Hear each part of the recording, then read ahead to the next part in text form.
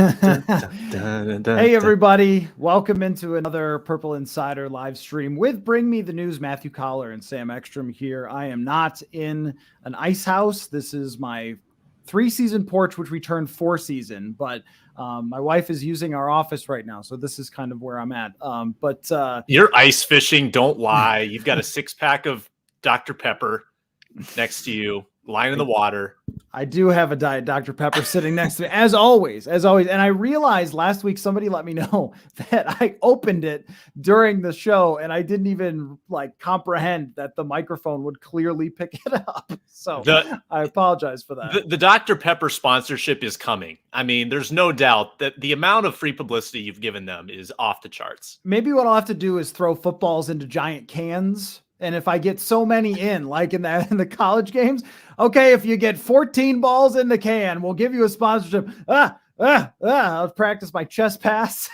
Purple Insider is going to send people to college before long. Maybe someday we'll have like a Purple Insider sponsorship where people need to do something goofy with footballs to get our money. Anyway, it's the whole thing is kind of dark, by the way. It's just like, okay, if you can heave a football into this can we made that's gigantic, you get 100,000, and you get a bunch of steak knives. Like, unbelievable that this would be the way we would decide that. Or the college debt is so out of control that they give them $100,000 that they'll only be able to use to not be in debt, not actually to like do stuff with. But that's a whole nother, I guess, podcast. I saw your tweet about that. I nodded in agreement. It is very strange. So I want to talk about this situation the Vikings are in because, where the irony exists to me is that they're still very much in the playoff race, Sam. I just talked to a guy who covers Washington today, which you'll hear later on the podcast. And we were talking about this playoff race. Does it feel like weirdly inappropriate to talk about the playoff race after you lose to Detroit?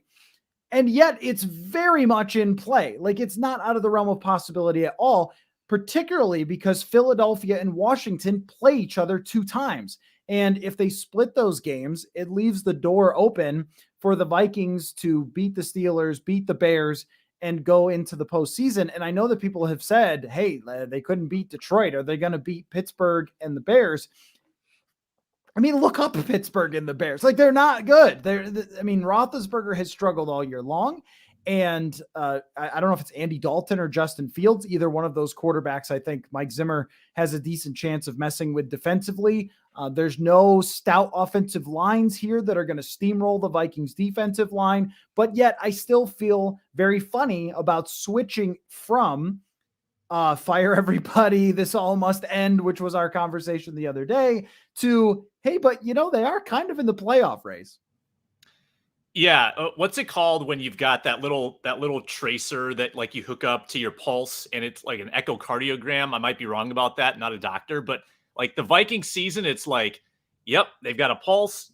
Oh, no, they don't. Lost 2, 1-2, lost 2, 1-2. And they've just got this like pendulum that keeps on swinging. And now we're facing, I think, another very realistic 2-game stretch where, they could win them both. And they could be going into a day after Christmas must win against the Rams at home. That would be a fun game. It could happen. Like, we could, again, flip the narrative off of this doomsday present that we're in, look into the future, and they could still have hope 2 weeks from now. I still think it's going to be hard to win these 2 games with the way this team operates, but it could happen. It could definitely happen. And you've pointed this out in previous shows too.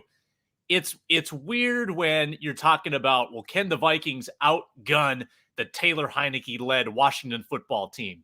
Can Gardner Minshew win enough games to get the Eagles over the Vikings? Like, they're going up against backups and teams that shouldn't have any business in this conversation with them.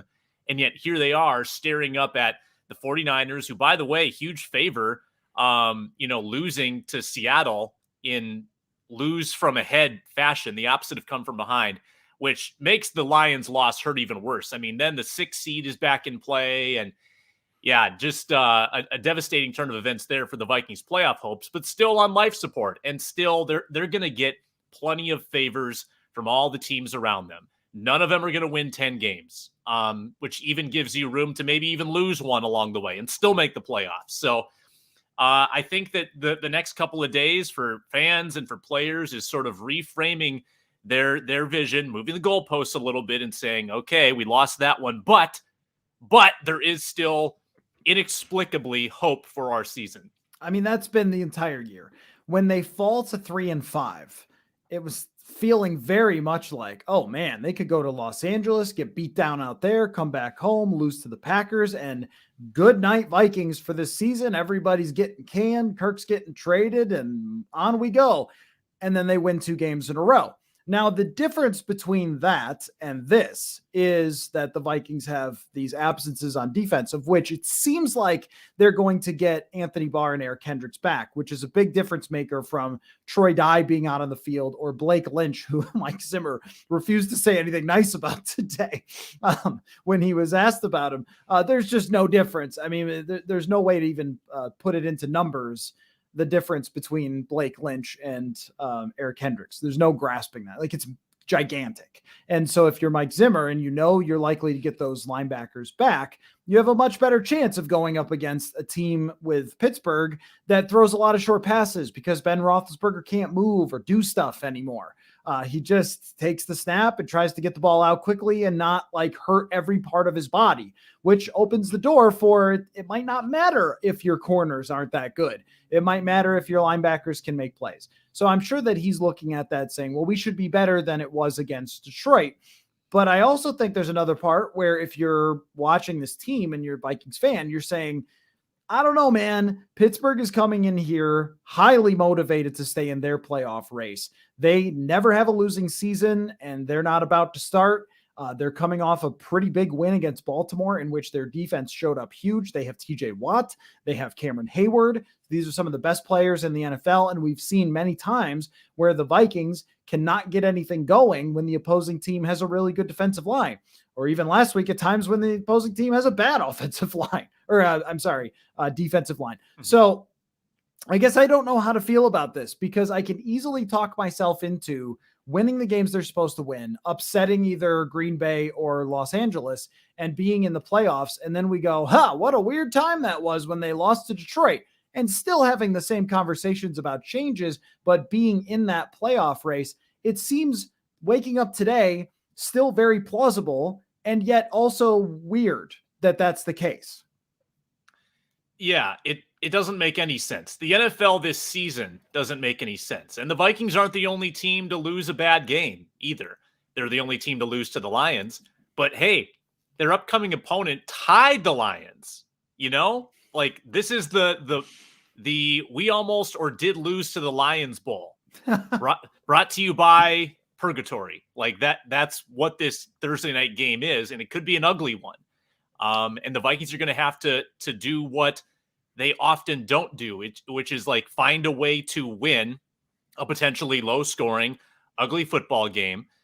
Pittsburgh just won like one of the ugliest football games ever against Baltimore, but it counts, right? Like they came up with a clutch drive at the end and they caught a break when the tight end couldn't make a one-handed catch on the 2-point conversion. The Vikings need to win an ugly one. I mean, they've yes done it this year. Week 5 against Detroit, very ugly. But that's Detroit. This is Pittsburgh, and that defense is probably going to travel pretty well.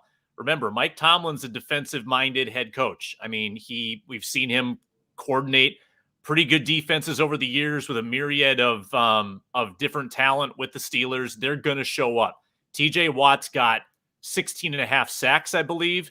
He could threaten the NFL record this year. That's the kind of player, that's the kind of game wrecker that he is. So, and the offensive line might not have Christian Darrisaw, who was DNP today on a short week. They very well could have another mishmash of Udo, Cole, Bradbury out of position. It's gonna be hard. So I guess the Vikings' one advantage is they're at home. They don't have to travel. And the defense is about as intact as it could be, sans their 2 defensive ends, but Peterson off the COVID list, linebackers back in the mix. You just have to hope that Roethlisberger gives you a couple gifts, because I think if he plays a clean game, Pittsburgh will be tough to beat, even if he's not lighting it up. If he just keeps them in control, they've got good work in the trenches, and they will grind you down. Is it funny to talk about this when it comes to opposing quarterbacks? Because I think that under all logic, we should say, well, even with a bad defense, the Vikings should be able to take care of Ben Roethlisberger. I mean, Ben Roethlisberger is, by PFF standards, the lowest graded clean pocket passer. So that's been the thing, right? That, hey, look, if the Vikings can't pressure Jared Goff, he could still be competent, right? And if they can't pressure Cooper Rush, then he could still be competent. And that's what happened. Danielle Hunter got hurt in the Dallas game, and then all of a sudden they couldn't pressure Cooper Rush. He made some plays. And the same thing goes for Jared Goff, especially on the final drive. They didn't pressure him. We have yet to get an explanation, by the way, from anybody about why they did not try to go after him. Xavier Woods was very coy about answering questions today about that, but I guess I'll just use their words and say it is what it is. Like, you can't go back and blitz them. But I mean, that makes me think that no matter what you do or who's on the field, you always have to project that the opposing quarterback the rest of the way is going to perform above what they usually perform. So if we think that Roethlisberger is horrendous, and he has been this year most definitely, but he's probably not going to be as horrendous against the Vikings because they don't cover well. That team has receivers. They don't pressure the quarterback well. And blitzing against Roethlisberger isn't the answer. It isn't the oh, just snap your fingers, blitz him, because he's got so much experience and things like that. And here's what I wanted to talk about, though, is normally we might also say, well, look, that home field advantage is a big deal. But against Dallas, there were a lot of Dallas fans. Pittsburgh is one of the rare teams that is everywhere, right? Mm-hmm. I want to know what you think this crowd is going to be like at US Bank Stadium on Thursday night.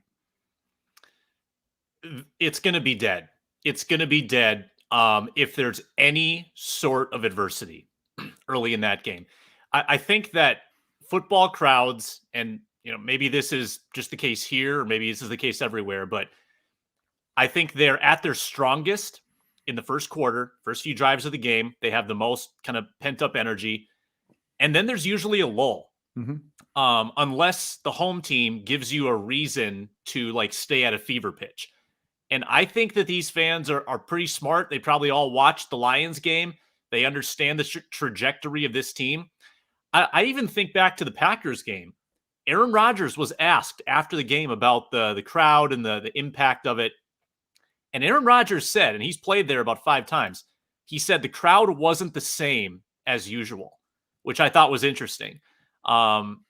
So this home crowd is already on the edge. They were booing in the Browns game. They were booing in the Lions game. So they've shown the capacity to sort of express their discontent with this team.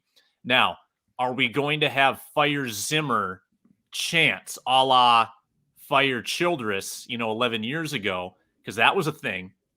I could see boos in this game. If the offense doesn't get going early, I could definitely see boos, and I could see a very muted home field advantage in this football game. How do you see it? I don't know if you felt this way this year or not, but I only have one way to judge. I don't really trust the decibel meter that they put up on the you don't thing. I don't know. Next thing you're going to say is you don't trust the Galler horn being real. What? You mean they weren't really playing an actual Galler horn when the guy puts his mouth up to it? I can't believe it. That I'm sure is a very cool thing to do, though, for the people who get that honor. I haven't felt it rattling my soul this year at any point.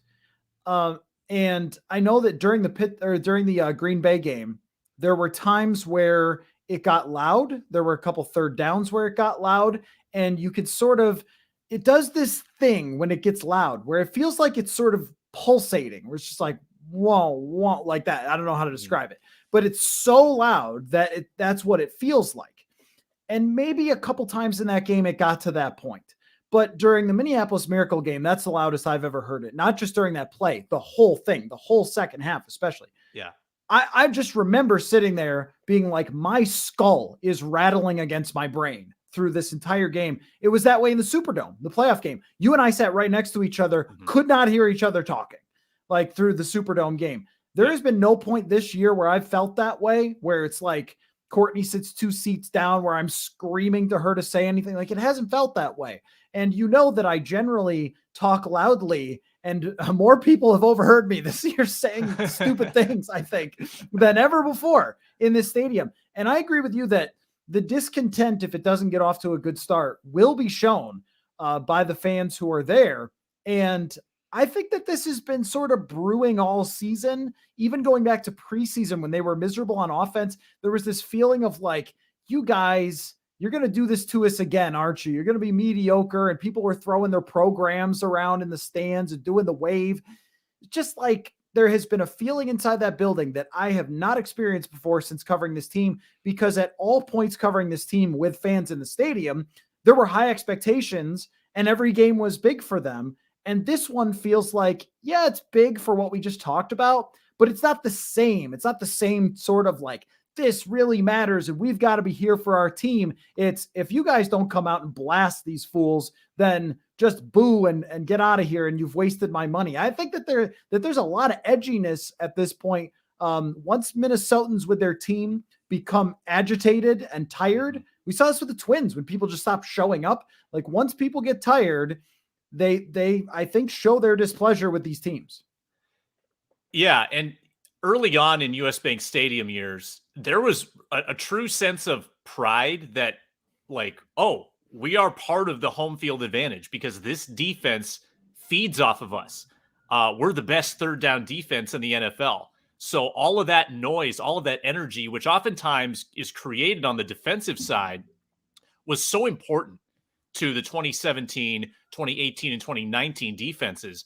And now, like, people are probably saying, oh, it's third down and 3 yards to go. And people are saying, again, they converted the last 6. Do we really have to make noise this time? Because they've been let down on defense so many times that sucks the energy out of the building. And I think that has a genuine effect on crowd morale, crowd noise. If you get, 10,000 fewer people yelling on third down, that probably makes a notable difference on the so-called decibel level, which is probably not accurate on the screen. But digressing, I think we're on the same page here. I think it's just a question of, how bad does it get? If this team plays the Detroit equivalent of a first half, can you imagine running off the field to that? Like, if Pittsburgh has another 2-minute drive into halftime, like the Vikings have given up in almost every game this year, like, think about the angst that we're going to experience. It's going to be bad. I mean, that's going to be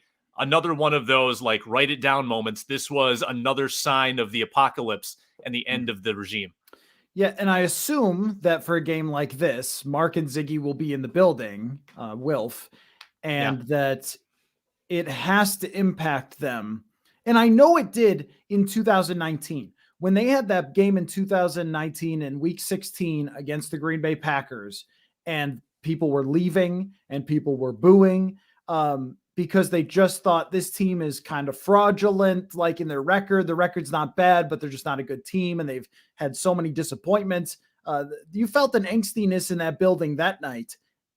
Excuse me. And I think that it affected how the Wilfs were looking at that situation, because we recall that there was consideration of making a change after that. And if they're in the building and it's half Pittsburgh Steelers fans who have, I don't know, traveled here or live in the surrounding areas. I mean, think about the surrounding areas. If you're a Pittsburgh Steelers fan, this might be in South Dakota, like this might be your shot to see your team that you don't get very often, is to come here. So I could see every Midwest Chicago or Pittsburgh Steelers fan coming from all over to go to this game. And if Vikings fans after last week sold their tickets, I mean, imagine what that looks like to the ownership. You're in the playoff race and half of your stadium is taken over. This is the team that's supposed to take over other people's stadiums, because your games are relevant when you go to Los Angeles and theirs aren't, right? Like, that's what you're hoping to accomplish as a franchise. You don't want it happening to you. I wanted to ask you also, so it's hard to say how they would feel about that and how they'll watch that. everything is hard to say when it comes to the ownership. And I've had people, bring me on their radio stations this week to talk about, hey, your team lost to the Lions. Huh? Like, yeah, they sure did. But one of the questions that comes up is, well, is ownership going to tolerate this, or does ownership want to make a change? And it's always so hard for me, Sam, to say anything about it because of how muted they always are, right? It's just like they are just not public and out there with their comments. And I guess I was wondering from you, like, should fans like that? Like, should they like that we don't hear from the owners almost ever, like once a year? Or should they want to know more about what they're thinking about the direction of the franchise? So I tend to think that someone like Glenn Taylor, who's very accessible, maybe a little overexposed, but also I say that because I just don't think he's a very good owner. Like, I don't know if the things he's saying with that overexposure are good or helpful.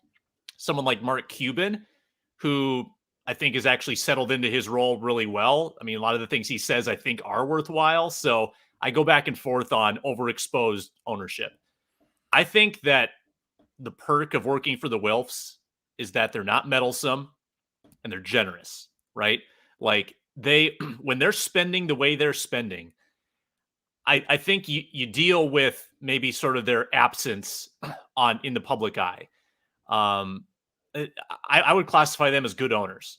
So when they don't speak up about certain things, yeah, I think that it's probably good too if your ownership is not undermining what's going on in the field, because that just sets a bad precedent. So I'm probably more okay with it, maybe than some.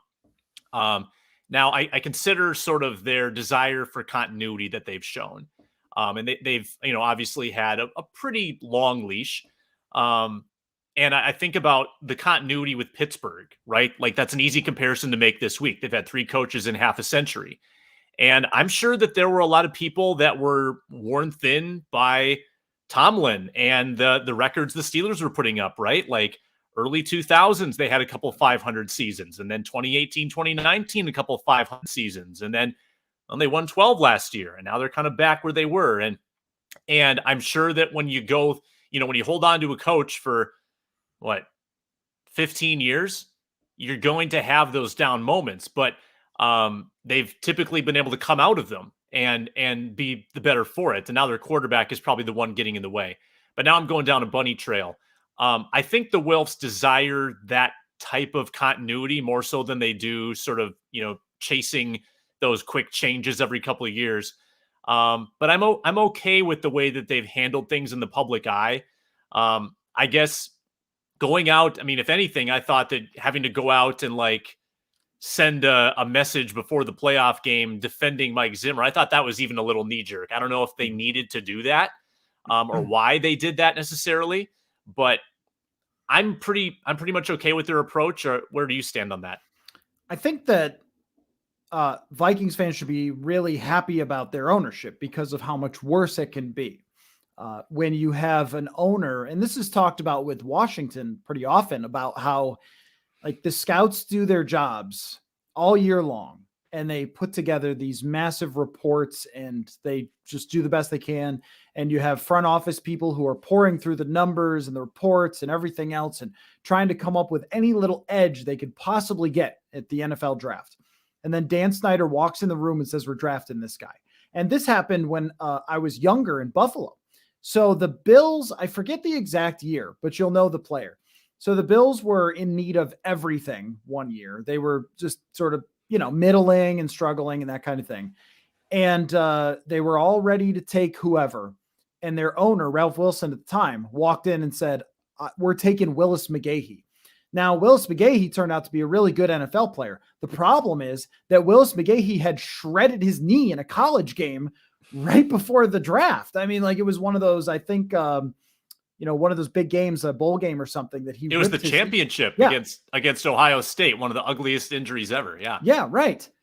And so the management is like, he can't play this year. Do you know that? He might never turn into a good player. And it just, that was the guy that he wanted. And so the owner took him. You don't have that here. And the Vikings have made their mistakes in the first round, most certainly, but they don't have Mark Wilf walking in being like, yeah, take Bradbury. Like, at least here's what it allows us to do. It allows us to evaluate the general manager and the coach on the merits of what's happened and not say, well, how much of it is their fault really? Or are they working around this guy or that guy and dealing with the whims of a goofball owner? Like, could you really evaluate? I don't know who Washington's general manager is, but could you really evaluate anyone who's the GM of that team when this is the case? And I think that the Steelers are that way, where they've let their management and their coaches do their jobs, and they've provided all the checks that you needed. And this is kind of actually an indictment on Rick Spielman, is that they've given you all the cash that you need. It's really about cash. It's like they've given you all the cash you need to restructure contracts and everything else. And this is still, and to extend your very expensive quarterback. And this is still the result that they've come up with. But I think from the perspective of them being out there, you and I would really like better answers to tell fans about how they feel about their quarterback, their coach, their general manager, the general state of the franchise. I'd love to have better answers for you. But if the trade-off for me not having better answers for you is that you get these sort of quiet owners who are not reactionary and not making your draft picks, I think it's one of the better ownership situations. Plus they built you a stadium. That's, debatable about how the money got there, but like all these things, they've pushed themselves to being a high-class franchise in the grand scheme of things, which they weren't always in the Metrodome days. I think all of these things point to you have a very strong ownership. It's just that not knowing how they feel, and do they really fully get it? Like, when it comes to evaluating these types of things is another question to ask that is very hard to answer. Yeah, I've said this before. I've always felt like they have other interests too. It's not a Mark Davis where I get the sense that he's kind of living and dying with every move, every game, and really into the minutia because of just the history with the Raiders and the football family. And I think the Wilfs have business interests, right? Like, buying the Vikings was as much of an investment as it was a passion project. They identified like a sort of low income NFL franchise and turned them into a behemoth. And they've delivered on everything they promised, save for the Super Bowl. But, they come in, they spend like half a dozen years negotiating this stadium. Then they get it built. They host a Super Bowl. They get a new practice facility. They reach a couple NFC championship games along the way. So if there is any impatience with the Wilfs, it's now that they're looking at the state of things and they say, we've got no other cards to play besides like getting a competitive team. We've literally done everything to put our franchise on the map. We've positioned ourselves to have a practice facility that guys want to play at. We're going to woo them with this like beautiful hotel next door that they can stay at. We've got great fans, a great stadium, great tradition. And I think that all the pieces are now in place. So their focus is no longer on constructing a stadium, hosting certain events. It's kind of all about the product now. And for that not to come to fruition, I guess I could see that being maybe the final straw in their decision as to what to do next, because there's just nothing else to keep their attention and distract them.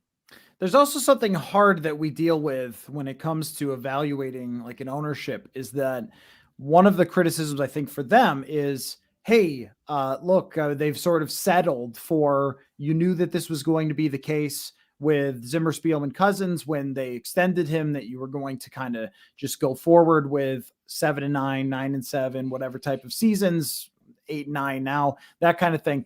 And hey, that's good enough since we're playing important games in December, and that's it. And we've heard people say, hey, just get in and you've got a chance, which is not really proven to be true in the last 2 decades in the NFL, really, I guess, since, the last decade, I'll say, since the Eli Manning thing and all that. And that's, yeah, I think they're New York people, and that's fair to look at it that way when that's what you've seen, is a team go from 8-8 to win the Super Bowl or whatever it was. But that's just super unusual and doesn't happen very often. But I think that particular criticism does not quite factor how difficult it is when you own the team to risk being bad. like really bad. And that's where a loss against Pittsburgh and this crowd ties into this conversation. Because if you lose to Pittsburgh, you're bad. With all these people that you have sort of had in place to give you a chance to get in and then make that run or give a shot. And as an ownership, you're feeling much better about, hey, this game is going to determine the playoffs in December. Like, you feel okay about those games. You can hype them up. Fans come out. We got to make the playoffs, help us out. Enjoyable seasons, make the playoffs, go to New Orleans, win a game, that kind of thing. But you go to 5-8 and it seems over, and fans are walking out and throwing their programs on the field on the way and booing and whatever else. I mean, then you're talking about, well, that's the reason that these people are in place, was to give you that shot, to have a quarterback good enough to give you a shot, to have a coach good enough to give you a shot. If you don't do that, that's when it needs to change and rebuild be damned. Like, okay, well, what's the difference if we end up having a bad year next year because we changed everything? Well, how is it different from now? If you're 5-8 next year with a rookie quarterback and an exciting new coach and some draft picks that you're playing and people want to see because it's a new direction, that's a way different 5-8 than the 5-8 you're currently dealing with. And I think that this is a tipping point for that argument of, well, they're okay with being in the middle and don't want to risk going to the bottom. Well, if you're already kind of at the bottom, then that could push something to happen. And it's certainly, again, you mentioned the separation between ownership and decision makers. And then when the ownership also provides those decision makers with expensive, in many cases, high-end talent, and the decision makers and coaches still can't squeeze wins out of that group. Yeah, like that, there's your answer right there. That's the move that needs to be made. And I think that you can be at peace with that. You don't need to sweat and toil over, oh, what do we do with a 9-8 situation? That creates the real conundrum, I think, is if they do end up 9-8, and then you have to decide, do we do the thing that the Lions did, and risk having a Matt Patricia situation? Mm-hmm. That's always going to be the fear. Or do we try to keep him around and duplicate the Steelers situation where they had down years with a defensive-minded coach and then bounced back? I would say, no, don't do that. But I could see the rationale, because I think there is a desire to be competitive and remain, keep the fans invested and keep them interested late in the season. That's one piece of ownership that is going to change from owner to owner, is your tolerance for tanking, right?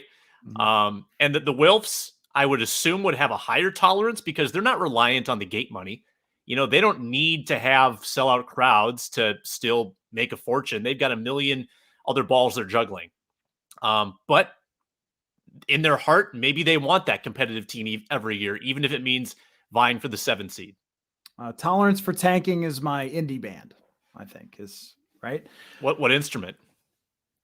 Well, I mean, banjo. You're a guitarist. I was going to say banjo is very indie, so that's the obvious answer. Harmonica. Yeah, and that is where it gets super interesting, because I could 100% see them taking care of the Pittsburgh Steelers in this game. It's one that looks on paper like it's going to be a little tough because of the defensive line of Pittsburgh, but it was just a couple of weeks ago that the Bengals dropped 41 on this Pittsburgh team. Like, they have been vulnerable. They don't have great corners. Minka Fitzpatrick is a good player, but he kind of moved all over the place. There isn't oh yeah, well, this is how they're going to shut down Jefferson, especially on a short week. It's not like you can come up with some masterful game plan. Like, the Vikings are going to know what they're doing. They're going to know what the Vikings do.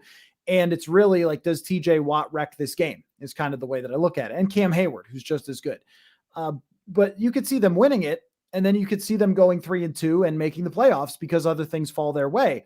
And then that's where the decision gets so difficult, because if you go 8-9, then Mike Zimmer walks in your office and he says, look, Dalvin Cook doesn't fumble. We don't miss a field goal. 8-9 turns quickly into, 10-7, and then we're right there. And if you're Rick Spielman, you're going to walk in and be like, hey, look, remember Irv Smith got hurt. So we could have had, instead of the 11th best offense, we could have the 7th best offense. And if we had only had that, then we would, right. And this is how you could see the wheels turning of them saying like, well, it is true that they were, very close in a lot of these games. And if this happens and that happens and so forth. And I think right now you can feel people listening getting frustrated by this line of thinking. But if you're the owners of the team and these people are telling you we're actually not that far away, it was just this, that, and the other thing went wrong this year, the Everson Griffin deal and everything else. I mean, it's so hard. And this is why it's taken coaches a really long time to get around to going for it on fourth down. It's so hard to go with kind of the unknown that carries risk versus what you know. If you punt the ball, you know the situation, you know what's going to happen. If you go for it, you don't know whether you're going to get it or not. And you also know how bad it could be if you don't. Just like this, if you fire Zimmer, Spielman, move on from Kirk, it could be a horrible quarterback that you draft. It could be Adam Gase that you hire. It could be Joe Judge. It could be Joe Brady that gets fired a year and a half into his career after being touted as a genius.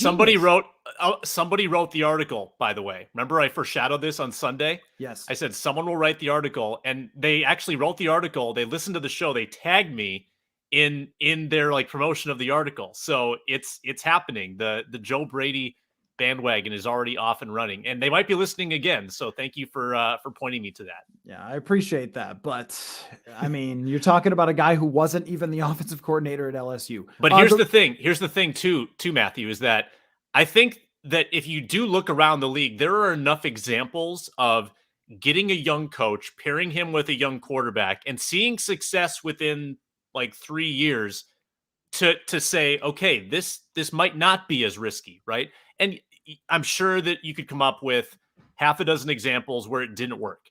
But Kingsbury's looking better. LaFleur's obviously been a home run with Rodgers. Stefanski turns around the Browns. Zach Taylor has the Bengals on the right track. There's 4 off the top. Like that, it can be done. There is life after a coaching change. And it's the NFL. Like, turnarounds happen fast all the time. And it's not like this team has a culture of losing. I think that they will bounce back relatively fast because of the resources the ownership has set up. So I don't think it's as big a risk as it might seem on paper. But it still is an unknown. I will confess that. Well, this is really like going for it on fourth down. Like on paper, it says it's not as big of a risk as you think. Just even for example, so Dan Campbell's decision to go for it on fourth down was fine. The play call was horrible. But the reason I thought it was fine is because you have probably an 85 to 90% chance of getting a QB sneak. Again, really should have just QB sneaked. And that didn't work earlier in the game. So, right. You can never do it again. Something that's a 1 out of 10 that failed. But they screwed this up too, but they allowed a touchdown quickly.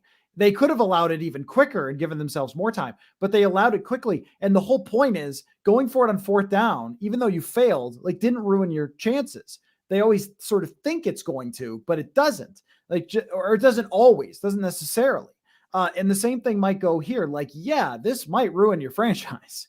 And if it does, you're in a pretty bad spot. Like if you end up with the Jets where it's just new coaches and new quarterbacks and over and over and over again, where your championship is basically the draft every year. And that's when you raise your banners as opposed to this. But the upside of it, and I was just like looking at franchises, just like on my phone, looking at the standings of like, okay, so who's done this? Like Buffalo did this, good example, team that went to the AFC Championship last year. They moved on from a coach that kept them in the middle. They got rid of a lot of veteran players, expensive players. Like that's a good example. The Chargers, they're one. A team that sort of refused to do this was Denver. They said, no, we've got to get a quarterback that sticks us in the middle. And guess where you are? You're in the middle. And they talked themselves into, well, we've got this and this and this and this, but they're still in the middle as opposed to drafting the quarterback. Baltimore, Cincinnati, like these teams have hit the reset button. Even Cleveland. It's not a great season for Cleveland. This is a freaking incredible season for Cleveland compared to some of the things they've gone through. So the whole point is just that, like, if you are taking that safe route of punting the ball away, I think it's just as risky to punt the ball away than it is to go for it. But they never think of the risk because they're just two different things. Like you risk the other team driving slowly down the field and scoring versus scoring quickly. but sometimes scoring quickly might even be better. Like if you fail with a first round quarterback, you could draft another one. You're probably drafting high. So like even failing helps you. And that's Arizona's case, right? So I think these things are incredibly interesting. And I would just love an opportunity to hear them talk about them, like honestly, but we won't. They don't do weekly things on the radio like Jerry Jones does. But I think it would be so fascinating to just hear what they think about all these things, because it's so difficult to decide where you're going. Unless the Vikings lose to Pittsburgh, to Sam, then I think it becomes a lot easier. Yeah, and I'm curious to see how they would handle this search. I mean, I was not around to cover the previous coaching changes, so this would be new for me. But the trendy thing now is to use a search firm. I can't recall, and maybe you know this, maybe you don't, whether they used one in the past. I don't think they did. So like, would they, who are the advisors in this case? Who is in their ear? And even that, I don't know the answer to, because of just sort of the privacy with which they operate. All very fascinating. It's going to make for some great speculation, my friend, if it happens. Or they could beat Pittsburgh, and we're back talking about a big Soldier Field curse the Vikings are trying to overcome. And you and I will be there. So do you think the Vikings will beat the Pittsburgh Steelers? No, I don't. I think they lose by less than 7. Another one possession game. Yeah, I have something like 23-16 just sort of imprinted in my head. But you think about how wrong we've been lately picking games. I mean, I don't want to see my record for picking. It's tough because this team is just hard to put a finger on. I thought they would lose both games against Los Angeles and Green Bay, and they won them. And then this last week, I thought they would just smack the Lions in the face, and they didn't. I don't know. This team has been so hard to predict. I guess I would say that I just feel like anytime a team has a great defensive line, it makes their life so hard, and this team has that. Yeah, it's, I'm a weird scores guy. I think it's going to be ugly. I think it's going to be about 19-15. 19 to 12. Throw in some prime numbers in there. 15 is not a prime number. I'm smarter than that. 19 is. So there's safety mixed in. Last week, we came up with all the weird ways they could lose, and none of them really came true. It was pretty much kind of a standard. They let the Lions get ahead, and then they lost at the end. So, Sam, great stuff. Appreciate you doing this every Tuesday during the regular season. We're here doing this live stream with Bring Me the News, so thank you very much to them for this. And you can listen to many more episodes of us breaking down the Vikings wherever you get your podcast. Purple Insider, just go search it. Spotify, Apple, Stitcher, whatever, it's on there, and you can find it. So thanks very much for your time, and we will be back next week, either talking about how devastating the loss was or how the victory kept them around. So we'll see.